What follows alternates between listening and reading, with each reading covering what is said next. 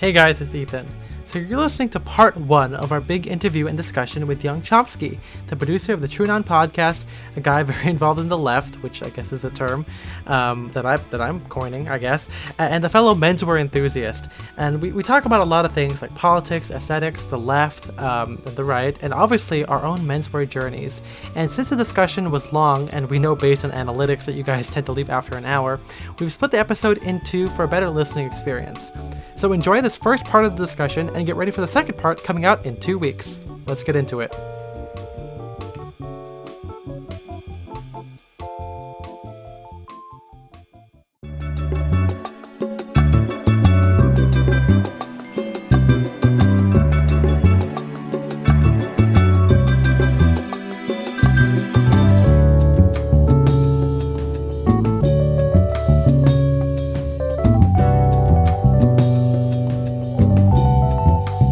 Hi guys, welcome to Style Direction, a menswear podcast without the stuffiness. I am one of your hosts, Ethan M. Wong. I'm the other host, Spencer Audie.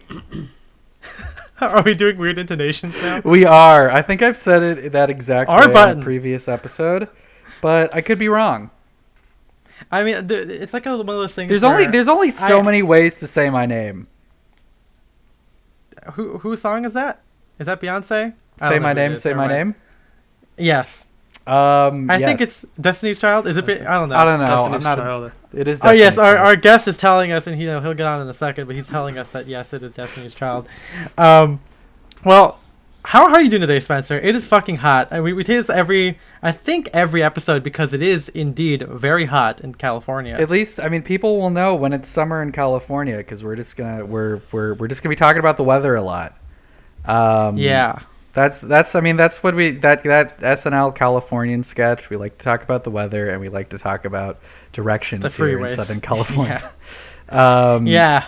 I mean, Ethan, I got the AC blasting right now because well, see, yours is a little sneak behind the curtain here. Spencer is wearing like a gaming headset where his mic is really close to his mouth, you know. But I have a Yeti Blue. We're not sponsored by Yeti, but. You know, I've tried having my air conditioning on at the same time, and I can definitely hear like a small buzz in the back. So I have to sit for like an hour or two, sweating my fucking balls off while making this episode. So if you haven't, consider coming to us on our Patreon and subscribing. Wait, what is that going to do? Are they going to help you move to a colder environment? Hey, if this podcast blows up, you know, hey. Jeremy Kirkland can live independently on his blammo stuff. So if we can, but this is your problem is that your AC gets picked up by your mic. That's not something that money could solve. You don't know that. You build an isolation booth. Okay. There we go, right there. At least there, or get one of those silent ACs or whatever. Like, right? Isn't there like that little like infinity or we got to set up a Patreon goal, but it's not going to be something fun like we're going to make like a little movie or something. It's going to be like buy Ethan like a better AC unit. That's going to be our Patreon goal. Oh, 100%. If you guys, you know, shout out to our patrons, Patreon patrons. But that's where your money's actually going to. I'm really sorry, guys. We told producer Matt that we would help him get a mic or a camera. You know, that was all a lie. And I know Matt's going to be listening to this. I want him to know. And he's not going to get on mic. He can't. He's powerless. Him and MJ are powerless without, you know, they're sitting behind the desk in the corner right here in front of me, and we each get one of them. We each get one of the producers to basically in the room with us to be our servants. Yeah. That's the rule. Well, speaking of servants, what? Actually, I don't know what this transition is. I was gonna say our guest knows what it's like to be a producer, but before we get into our guest, you know, I just want to say that it's been about 3 years since we started the podcast, and when we first conceived of it, when we first incepted it, or I guess it wasn't incepted. So we were on an airplane to Australia. Yes. In first class. And I bought the airline. If you guys haven't seen Inception, you guys should, because it's a really fun movie. If you A haven't seen it quick already. little recommendation for this obscure, a really little popular movie. Inception. But if you guys are like really old listeners, not old in terms of age, but in terms of how old the podcast is, you guys know that we have had guests. Yes, 3. We've had guests on for at least the first like 10 or 11 episodes, and then it kind of got hard. Not sexually, but just in terms of how difficult it was to, because especially when I live in California or in SoCal, especially when I also live like 50 miles apart from each other. Mm-hmm. So, we're recording all of this virtually, and it's just really hard to get, other menswear guys, on our same schedule. Some of them don't have mics. Some of them, maybe aren't as tech savvy or just aren't familiar with recording podcasts, stuff like that. So we kind of took a break from having guests. But this time, our guest has all the equipment and experience necessary, and especially the menswear history, knowledge, and style to be a part of this podcast. So if you don't have those things, you're not going to be on the podcast. But this guy's got it all. And I guess we can give it up for young Chomsky. That's right. Welcome. Hello. Round of applause. Yeah, I was going to say, speaking of producers, I actually originated the role of Max Bialystock in The Producers on Broadway. No kidding. No, little theatrical joke for you folks, but happy to be here. Thanks for having me. Yeah, of course. Fucking Nathan Lane over here. Yeah. That's right. Well, so why don't, for those of you who aren't super familiar with, your Twitter account and what you do with TrueAnon, why don't you get into that for us? Yeah, well, so that's probably the most visible thing that I am doing right now is I produce a podcast called TrueAnon, which is, we are about to be 1 year old as a podcast. Hey, a bouncing baby podcast. Yeah. There you go. It has been a wild ride, let me tell you. Yeah. So to give a brief introduction, I guess, of the podcast, we started out... so I'm the producer. I edit it, I record it, I make the music for it, which has been a big part and a lot of fun. And then we have 2 hosts on the mics, Liz and Brace. But we started out focusing on the Jeffrey Epstein story, who probably a lot of folks are familiar with, at least on some level, but he was a convicted child sex trafficker who had a lot of connections to extremely powerful and wealthy people throughout the world. And he was arrested last summer, and we started our podcast shortly after he was arrested to kind of explore some of those connections and talk about the story. Then a few weeks after we started the podcast, he died in jail, and the official story is that he committed suicide. But there are, of course, a lot of questions around the circumstances of his death. So then, since then, we've kind of used those connections and different aspects of the Epstein story to probe deeper into the way that our society functions, essentially. And I think the Epstein story made a really good case study for that. And you can kind of see that. I saw a tweet recently where somebody was talking about the way Democrats are trying to post pictures of Jeffrey Epstein and his right-hand, Madam Ghislaine Maxwell, who just got arrested, post pictures of them with Donald Trump as some kind of dunk on Republicans. And then you have Republicans trying to post pictures of them with the Clintons as a dunk on Democrats. And our point is really that all of these people are in the same club, which is called the ruling class, which is called the bourgeoisie, which is called the wealthy, the billionaire class. And all these people demonstrate solidarity with each other because they all have actually the same interests, even though some of them are quote unquote, Democrats, some of them are Republicans, but by the nature of their wealth and power, they're all basically on the same team, and that is not our team. And by us, I'm referring to, regular people who go to work every day and just try to make a living. So that is the us versus them. There is, the working class, people who try to work for a living, regular people, and then the super rich who kind of pull the strings, so to speak. And it sounds like, we kind of talk about conspiracy theories, but that is this sort of disparaging term, right? But we're trying to show that some things that sound like they're very far out conspiracy theories, in fact, are very much real. And we explore some of the history around things like that. So, yeah, that's maybe the best overview I can give of it. And we've gone into a lot of different directions. We just, after almost exactly a year after Epstein's arrest, Ghislaine Maxwell just got arrested. So that was a big kind of resurgence of this story into the news. But we've talked about a lot of different things that kind of play into this whole analysis and worldview, and it's been really cool to find an audience for this subject matter. Yeah. So you have been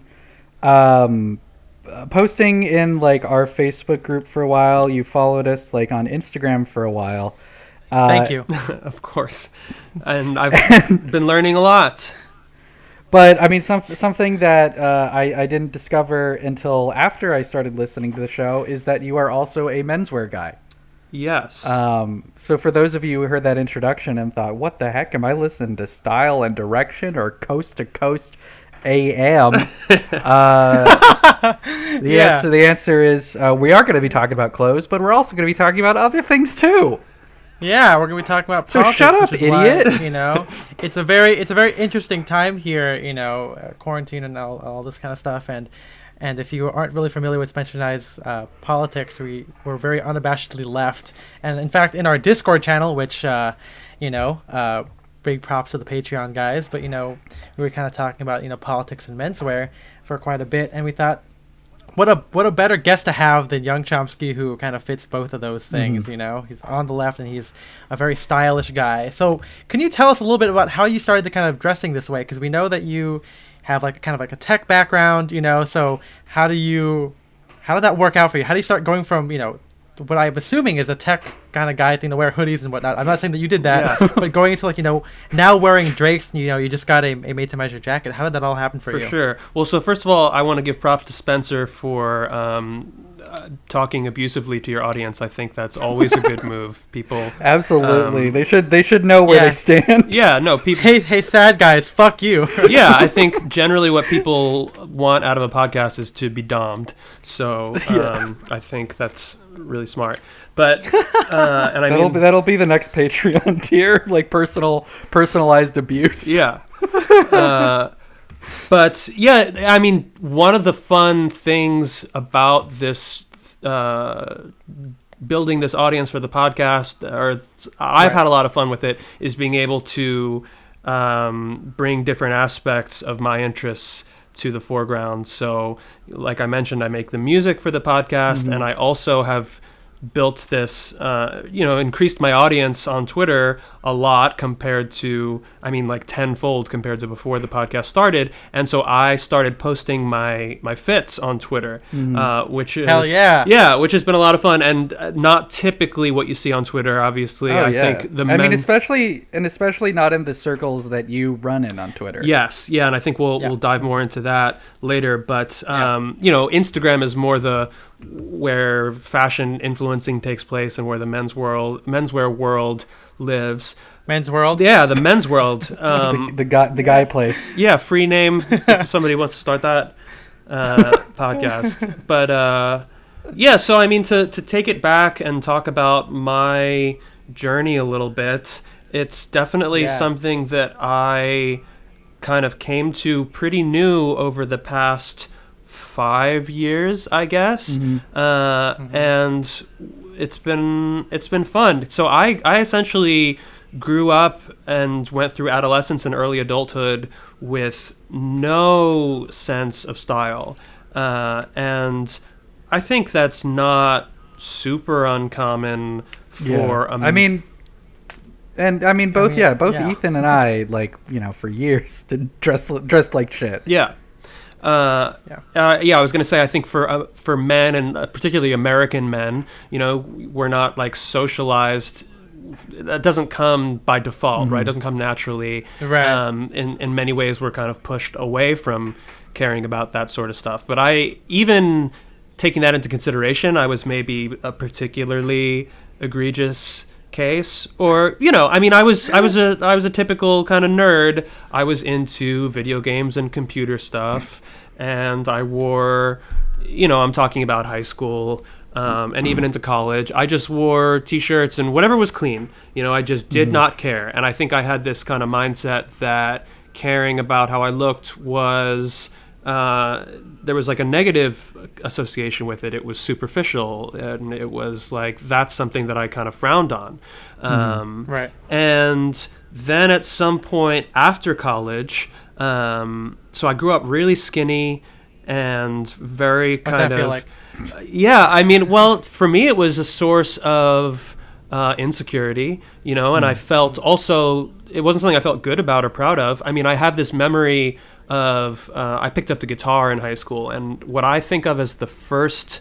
And then got chicks. Just kidding. One day later, but what I think of as like the first concert that I played, it was like this town, you know, in my suburb where I grew up, this like community thing, but it felt like a big deal. We played cover songs of like Weezer and No Doubt and Nirvana, but hell yeah. I remember we practiced a lot, and we had a whole band, and it was electric guitar, and I'd been practicing really hard, and then for the last song, I was like, I'm going to do a rock star move. I'm going to take off my shirt because it was summertime. I'm going to take off my shirt and like jump up and down in time to the music. And I did. And I remember people laughing at me and making fun of me because I was so skinny. No. And that's the kind of thing that when you're like 16, that really stays with you. Yeah. And I was like, oh, damn, I guess I should never do that again. Or I don't know how it felt. Because, you know, and people feel like that's not a mean thing to do, maybe as much as like if they were making fun of you for being fat or something. And it's probably not. It's easier in the world to be too skinny than it is to be too fat. Right, of but course. still, the point of the anecdote is I did not feel confident in my physicality. Then at some point after college, I got really into working out and lifting weights. And over a period of years, I discovered that I was able to change my physique, but still... I didn't connect that with clothes, because then I had this idea. I was like, okay, well, I'm in really good shape and my body looks good, so therefore it doesn't matter what I wear. I can look good wearing anything, which there's some truth to that. Like I looked better wearing just like a graphic tee when I was muscular than when I was not, but I look even better still when I have a good outfit on that I put thought into. Yeah. So yeah, then at some point, I think the thing that really kind of put me over the edge was I moved from Philly to San Francisco. I'd been living in Philadelphia for a long time, and I'd been in a really long-term relationship in Philly, and then that came to an end. And so this is probably a pretty common story, right, where you come out of a long relationship and you're able then to reevaluate a lot of things and feel like you're starting fresh, and combined with moving across the country, right? It's a real fresh start. And I moved to San Francisco to, I was pretty new to the tech industry, but this was my second tech job. I had my first job in Philly. You know, I had moved there from Philadelphia. Yeah, from other things that I was doing. And, you know, tech in San Francisco has a very particular culture. Like if you've watched the show Silicon Valley, which I've watched a few episodes of, and then it felt pretty close to home, and I didn't keep watching it. But I would say it's not too far from reality in a lot of ways. And one of the things that really resonated with me was the kind of infantilizing nature of that culture, where you're getting paid a lot of money, you know, relatively speaking, way more than I'd ever made before. And you have all these perks, like you're getting free snacks in the office and everything's very fancy. But my sense was when you look at the people there, everybody kind of behaves in some ways and dresses still like teenagers or adolescents, you know, same as they would have in high school or college, which included me. And seeing that reflected back in my colleagues made me even like more self-conscious about looking that way myself. And it started to feel kind of wrong. I was like, I am at this point 30 years old. I'm getting paid like a grown man's salary, and I have like a grown man's job, you know, where we're ostensibly building software that is doing important things in the world, so we tell ourselves. And you know, to the utmost extent of this is when you have people who will literally clothe themselves almost entirely in the free clothing they get from their company or from other companies with just like the logo on it of that company. Yeah. Like you work for Facebook and you go to work wearing, and I've never worked for Facebook, but like wearing the Facebook shirt. Full disclosure. Yeah, I'm just an example. But like, and then walking around, now you're like a walking billboard. I mean, that's a whole other discussion of wearing things with logos on it. But to me, that is absurd. You're not paying me to advertise for your company. If I work for you and you want to pay me to advertise, like we're gonna have to talk. That's another negotiation. You can give me another $20K a year for that. Right. And I also think it looks bad. I think tech logos look dumb, and it's just, I don't know. I think it's silly, and I make enough money to buy my own clothes, so I find it kind of bad. So that really, seeing that all around me made me want to go another way, and that's when I started getting more interested in clothing. But so to come back to where I started this, I came into this with such a lack of knowledge and such a lack of a sense of aesthetics or taste that I used to get anxious when I would go have any situation where I had to go into a like shopping or anything, mall or whatever. Yeah, or somebody asked me for an opinion on something because I just didn't know. I didn't know what I liked. I didn't know what looked good on me. I didn't know like what things were called that I was looking at. So if I walked past or into a clothes store and somebody came up and was like, "What are you looking for? Can I help you?" I would like start sweating because it's like, I don't know. I just want to get. And I would get the first thing I saw, and then I would want to leave. And then I'd come home and it like wouldn't fit me right. But it's like, oh, that's fine. Oh no, poor baby. Yeah, it's okay. I've come a long way. But my solution or my approach to it was similar to the approach that I have taken to other things. It's like, all right, well, I want to cure myself of that by just diving deep and like reading and really taking this kind of intellectual, nerdy kind of approach to it, where I want to arm myself with knowledge, so to speak. So, of course, my first stop was Reddit at the time, and I discovered that's where all the knowledge is stored. That is the all repository is on Reddit. It's the Library of Babel that Borges wrote about, where all the human knowledge is stored. So I went to Male Fashion Advice, and I think for all its flaws and foibles and whatever we can say about it, it is good for this kind of thing. And I was like, okay, I read the sidebar and the FAQ, and I had all these tabs open, and I was like, okay, Oxford cloth button down, all right, and started figuring those things out, and like, all right, Uniqlo, let me see what that is all about.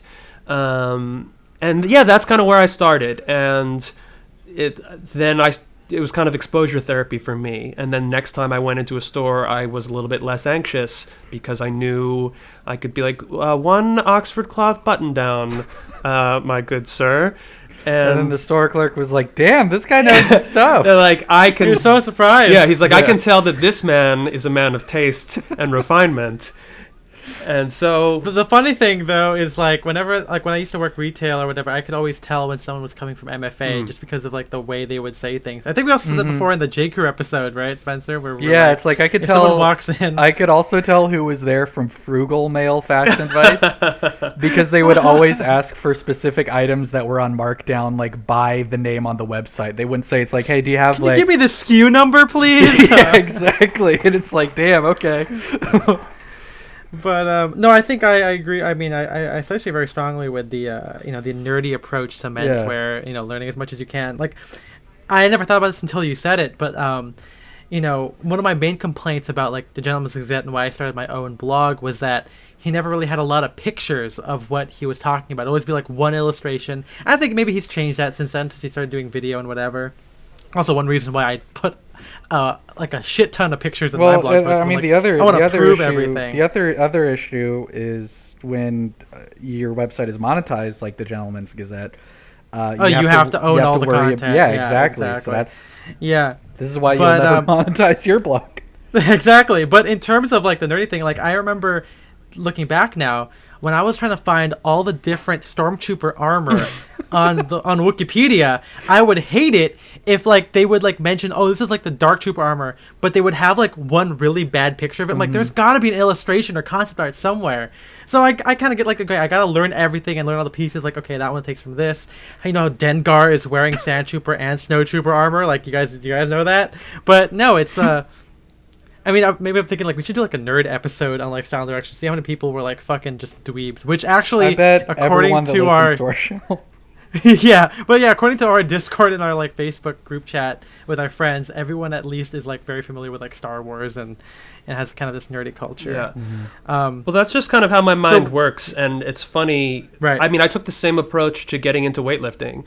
I read books and I went on forums, and I'm glad I'm not on those forums anymore. But like, just nerded out about it because I think something that I'm glad I eventually learned is not the case. But when I was younger, I had this sense about things like about maybe style or aesthetics, or again about my body, my physique, that I was like, well, you have to have it. You either have it or you don't, or like maybe this is something you're born with, you know. And of course, to some extent, with like genetics, there is some truth to that. But I learned through experience that actually you can teach yourself how to affect these things. Of course you can learn style. Of course you can learn how exercise works and then develop your body in certain ways. And you're never going to look exactly like someone else, whether we're talking about style or, you know, physique. You will never be an exact copy of someone else. You're always going to be a version of you, but you can think your way through, why does that person look a way that you like? Exactly. What is the effect that's having on you? Like what is it you like about that? And then you can try to, you know, develop your own kind of journey through that. So yeah, I've taken that journey in different areas, and it's been illuminating to do over the past, you know, several years. Yeah. I mean, like we say on the podcast, at Twitch, and even on the blog, where Spencer and I like to say that we kind of cosplay some of our favorite menswear icons. But, you know, to us, it's very clear we're cosplaying, but to other people it might not look that way because we're only limited by what we have, right? Like, we might not have that exact, you know, Liverano suit that Mark Cho is wearing. We don't have the Dalcuore jacket that Ethan Newton is. That Ethan has, but then I might have like he is the jacket. You are what you eat. Yeah. I guess.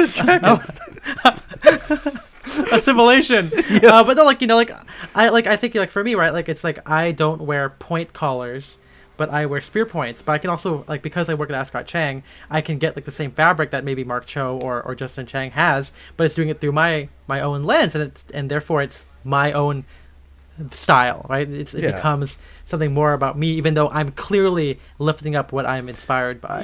But yeah, I mean, like the point that the point that you're making, I don't know if this is the point that you're making, but it illustrates how important it is to have like just kind of like a basic vocabulary, and before you get started like in buying, you know, and building a wardrobe, you really need to figure out what it is that you like. Yes. Like 100%.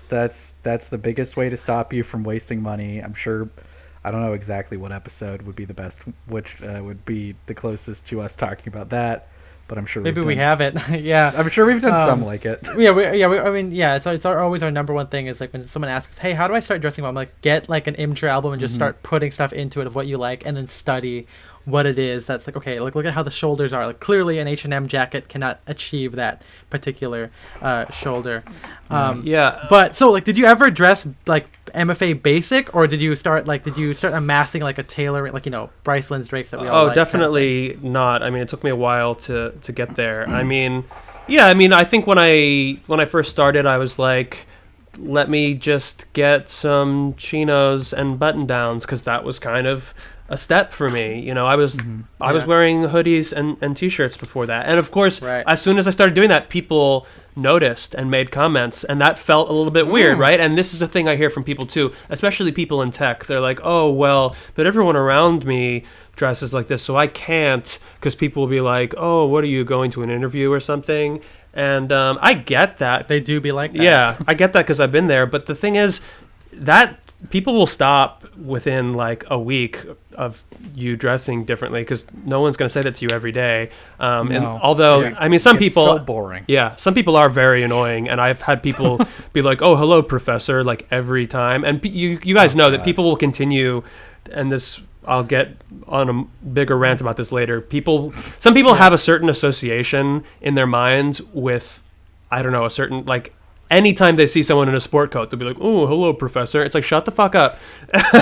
Just because you I don't know. It's very silly. But we've talked about how it's like if you ever wear like a brown fedora, no matter what you're wearing it with, someone's going to be like, "Hey, Indy." Like someone's gonna call you Indiana Jones. Yeah, when was it? I think I was wearing a brown fedora with a denim jacket, and someone was like, "Hey, nice look, Indiana Jones." I'm like, when did he ever wear this thing, man? Like he never. Like I had like a bandana. It was like a workwear thing, if anything. But clearly, some things cannot be changed, or at least without proper brainwashing, I guess. Yeah. Brainwashing, re-education. Yeah. Well, yeah. So where do you look at for inspiration? Like when did it start taking place for you with all like going Ivy and tailoring? Well, so first I just want to say I obviously agree that is the best approach because I have seen, as far as exploring and finding things that resonate with you, because I have seen other people in different places of the internet, obviously not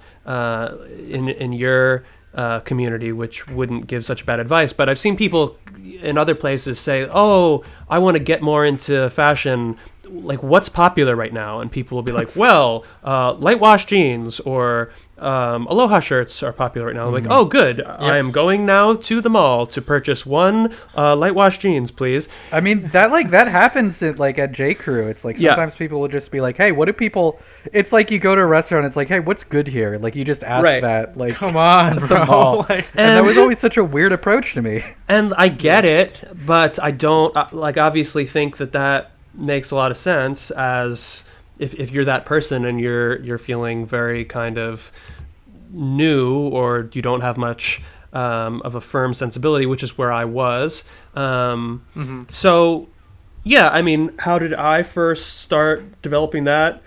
I mean, it took time, and I would not nearly say that I am complete, which is exciting to me. I think I'm still always finding new things that appeal to me, but I guess it went from Reddit, seeing people.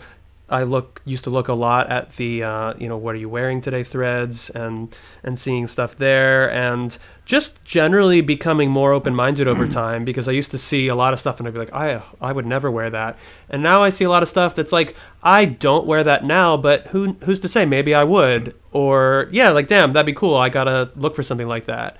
Definitely, I mean, I have bought many things over the past few years that I have ended up selling, either because my taste in how things should fit has changed, or like I thought something fit me right and then realized that it didn't, or I just used to want things to be like super kind of slim fit, and then I'm like, ooh, actually that's not great, I want something with drape, learned that was a word. Or just appreciation for, of course, when you're first starting out, you don't want to drop necessarily, you don't want to invest or spend a lot of money on things. So I'm like, all right, I've never worn a sport coat before, so I'm going to buy this Uniqlo jacket that's cut like a sport coat for $70. And then I'm like, oh, actually, this is cool. I'm capable of taking myself seriously wearing this, so let me get an actual one that's made out of wool or cotton or whatever. And yeah, I mean, then finding different people on Instagram and learning of different ways to combine things, and I guess discovering lookbooks from places like Drake's was really important to me, just for the way that they I would say the biggest thing is the way they do that kind of high-low combination that I think you guys are into and promulgate as well, because I was one of those people who I think, like a lot of people, associate tailoring with business and formality, and realizing that is not necessarily the case, right? That tailoring can be done in a playful way or combined with workwear or casual pieces. And so that is now something I'm really drawn to.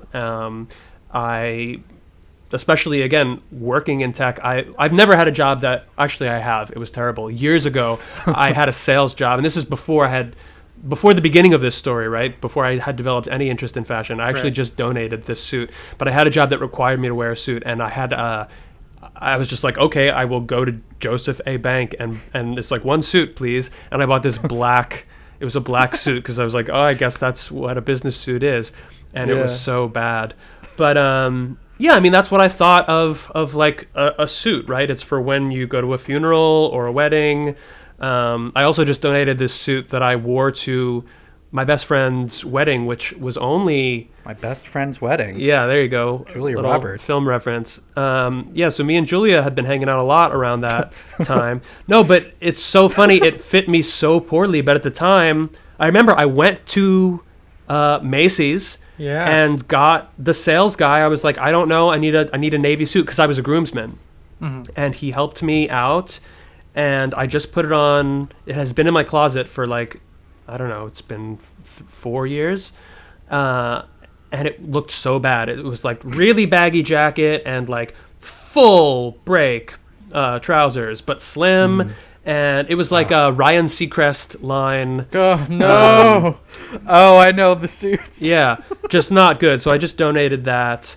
But yeah, point being, that's what I thought, a suit was for, or tailoring was for. Didn't really have this concept that like it could be and of course a lot of people think that way and will still kind of react to you that way. I've worn a very kind of fun, casual, soft-shouldered sport coat with denim and loafers and a kind of bold tie, and still had people be like, why are you so dressed up, or whatever. And it's like, this is like a very laid-back outfit, but you're wearing a t-shirt and flip-flops, so I guess you think I'm dressed up. As Die Worker always says, he's like, why don't people notice I'm wearing patch pockets? Come on, people, I'm dressed down. One of the best tweets of all time.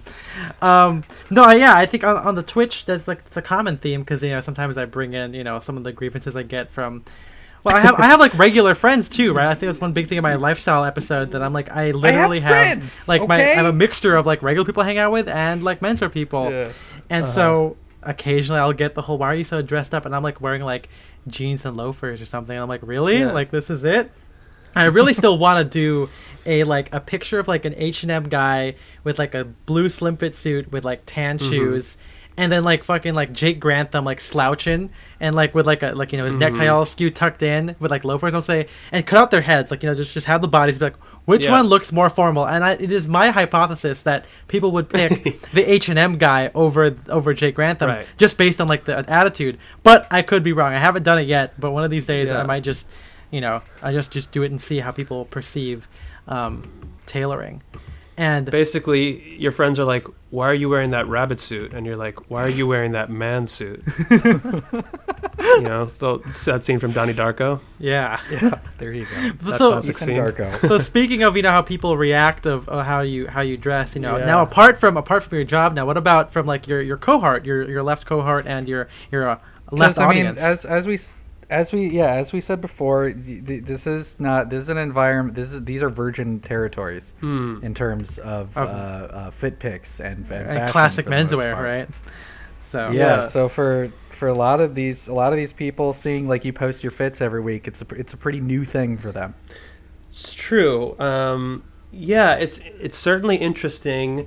Like I said, by virtue of doing this podcast thing, I've developed a much bigger Twitter presence, right? So just to put that in perspective, I think I had like 3,000 Twitter followers a year ago when this started, and I now have 33,000. Don't know what that's like. It's not always. It's mostly fun for me, but sometimes it's a pain in the ass. But I keep my participation on there, I think, pretty lighthearted. But so I take outfit of the day photos every weekday. I don't do it generally on the weekends, but I was posting those just on my Instagram stories, and then I started doing this thing where every Friday I will make a Twitter post with, you can put 4 photos in a single tweet. So I would pick 4 of my outfits from the week and post them to Twitter, and then quote tweet the previous week. So I have this chain of quote tweets of my fits, and I have, you know, the pretty big audience on Twitter, much more so than Instagram, which I don't really take, you know, quote unquote seriously. I actually went private on Instagram. So yeah, I think it is, like I said, there's not a lot of people doing menswear. I think I'm kind of blazing the trail there.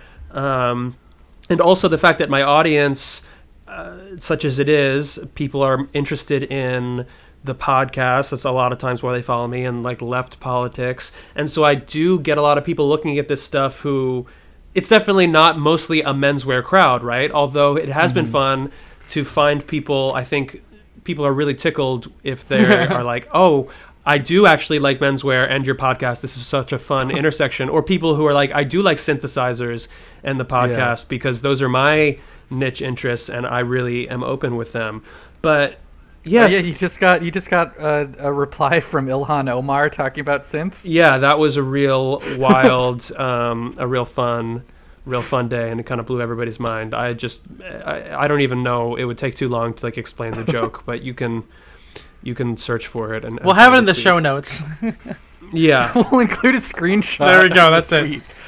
But I guess, I don't know, talking about the reactions to it, it's mostly positive. I mean, and it's mostly fun, and I have had people reach out to me and say, what are the brands? How do I get into? I'm sure similar to the responses you guys get, and I find that really cool and really gratifying. Or I've gotten DMs from guys saying like, I'm 17 and I'm graduating high school soon and I want to start dressing better. And I think that's really cool. And I love getting messages like that and trying to help people out. And I always say, listen to Ethan and Spencer. That's where you're going to learn. Yeah.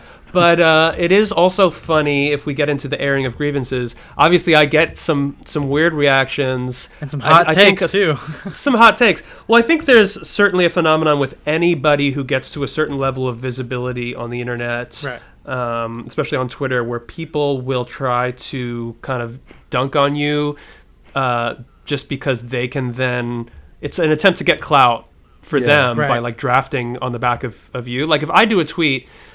anybody does something that gets a lot of it's very visible, it's very popular, and most of the responses are saying this is great, then that becomes very attractive for somebody to come in and be like, actually this sucks ass, because then they are the one person who's saying that. And so there's a certain type of person who loves doing that.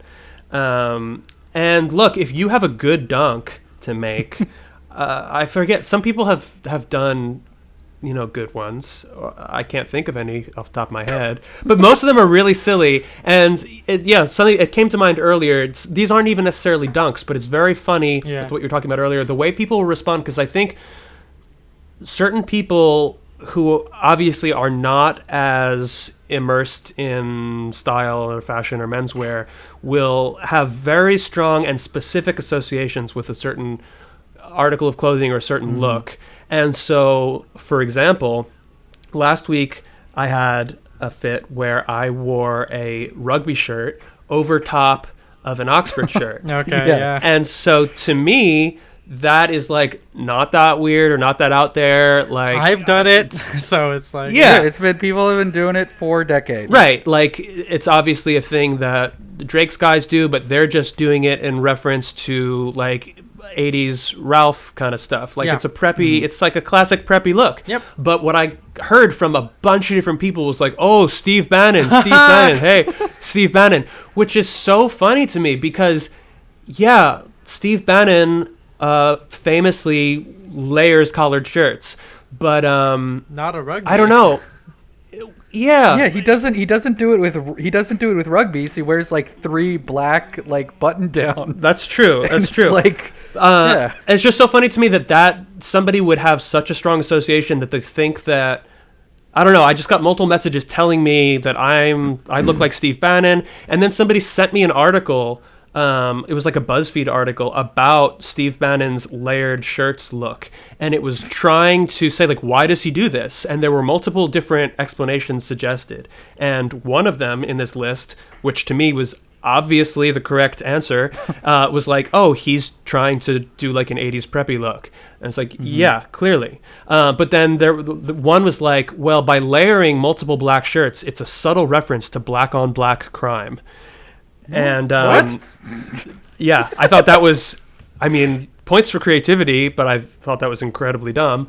And the other thing too, this is actually the same fit. Every single fucking time I wear this shirt, it's a navy and red striped rugby shirt. And people will be like, Chris Chan, which I do not know who Chris Chan is. Do not message me and explain to me. I do not care. It's some kind of nerd ass anime gamer shit. I don't know. But like, if you don't want to know, Spencer, I won't tell you what it is. Okay, but I get the sense enough. But clearly, I've seen the pictures. Some guy, Chris Chan, like famously wore, which not even exactly the same, but it's. No. I don't even think you wouldn't call that one a rugby. That's just a striped polo, right? I don't know, but it's similar. Yeah. But again, it's so funny. I mean, basically what I'm saying is, it says more about you than about me when you say that kind of thing, because it's like you've only ever seen one guy wear a rugby shirt before, and you're gonna be, ooh, Chris Chan. It's like, no, dude, a lot of people have worn rugby shirts in the world, so. I'm going on a whole rant here, but it's very most curious and kind of funny to get. Wait, so you were wearing with a blue OCBD or something, or chambray? Yes. So the funny thing, so I looked it up, and so he is indeed wearing a rugby shirt, but the collar is like chambray. Oh, so it's like a double kind of like, you know, kind of thing there. I think there is an old, I think it's Mark Twain. It's one of those quotes that's like fucking like attributed to anybody or everybody, but it's something along the lines of, it is better to remain silent and be thought a fool than to open one's mouth and remove all doubt. Yeah, so think about that next time do that. you reply to one of my fit picks.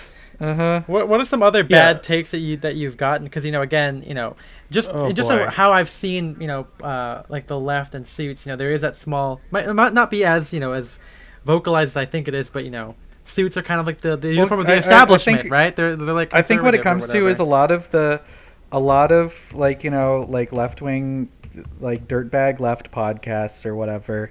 The hosts like make fun of people's appearance, make fun of the clothes. Yeah. And I think there's a lot of people on Twitter. It's like, oh, I'll just do that, but they don't.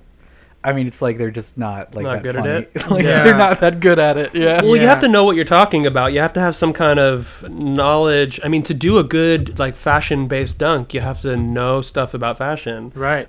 So, I mean, I don't want to sound like I'm just trying to go on this podcast and tear into my haters. About your followers. Yeah. Well, that's the whole podcast about talking down to people. We've established this. I don't just want to talk about my haters, every one of whom is a loser who should be cast into perdition. But no, I think to get a little more serious and slightly philosophical about it, I think, and tie it into the left, I think there is sometimes, if you want to, and maybe this is reading too much into it, but there is a bit of an undercurrent of, if I can kind of read into some of this, this sentiment that like, well, aesthetics are kind of bourgeois. And that's, I think, the implication sometimes. And look, if I'm trying to be charitable, I can get that, right? Because you either need an excess of time or an excess of money to really care, to get into this stuff, right? If you have no free time and no free money, you cannot care about fashion, right? I mean, but you also can't have any hobbies. So, I mean, that's essentially where I think that this is wrongheaded, to criticize fashion as being I mean, I just completely fundamentally disagree. Like, this is the whole slogan that we often hear on the left is bread and roses. And the point of that is, it comes from this speech where it was the worker needs bread, but she needs roses too. And the point is that, and that resonates a lot with me. It's what we need to be able to survive. That's bread. We need the basics of living, but we need roses. And that is, that's beauty, that's art, that's love, that's laughter and mirth. And of course, there's people on the left who are saying this, but I think you sometimes get this pushback like, oh, you're wearing expensive shoes, you're not a socialist. And it's like, well, I think we should all be able to have nice shoes. So that's why I'm a socialist. I don't think only I should be in some rarefied class where I can get nice shoes. I mean, I'm lucky that I have an income that affords me those nice shoes. And then, of course, we can talk about, well, I think hopefully these shoes are expensive because they're made domestically, where maybe the labor conditions are slightly better than somewhere else, and that's hard to know. But it's like shoes or whatever garment, it takes a lot of work to make. Well, don't you think that somebody should be compensated for making that? Like, if I'm trying to get the cheapest thing possible, what does that say about paying the person who's doing it? So there's a lot that we could get into there, but I do think that people on the left, for understandable reasons, but sometimes get into this reflexive attitude of being dismissive about things like fashion, because, well, they've been excluded from it because, again, they don't have the time or money to really get into it. And of course, we can talk about, there are ways that with thrifting, secondhand, or kind of more value conscious brands, and those are real issues. But the fundamental thing is that I do not think it is good philosophically, politically, to get to the idea that caring about aesthetics shouldn't be a part of our project. I think it's super important, and that's aesthetics in our political communication and in our personal presentation. I think all those things are valid. You are valid. I see you, I hear you, and you're valid. That's my message. I hope you've enjoyed the first part of our conversation with Young Chomsky. Don't forget to listen to the second part, which comes out in just 2 weeks. You can keep up with Young Chomsky on Twitter at YUNGCHOMKSY and listen to his podcast, TrueAnon. You can also follow our podcast on Instagram at Style and Direction, all spelled out. Me, if you want to follow me, you can find me on Instagram at Ethan M. Wong, and Spencer is at SpencerDSO. All of these links are in the show notes and the description of the episode, so don't worry if you are not writing this down as I'm saying it. And don't forget to be a patron of our Patreon to get access to our exclusive Discord community and our monthly bonus episode. And speaking of the Patreon, big ups to our Sadcast Fanatics, which are our highest tier that we offer. So we're saying a special thank you to Seth Peterson, Austin Malott, and Eric Hall. Your contributions really matter a lot to us, and they mean a lot because we get to continue making this podcast. Big thank you to our producers, MJ and Matt. Don't know why I gave that voice, but that's just kind of how it happened. We'll see you guys in the next one. Bye-bye!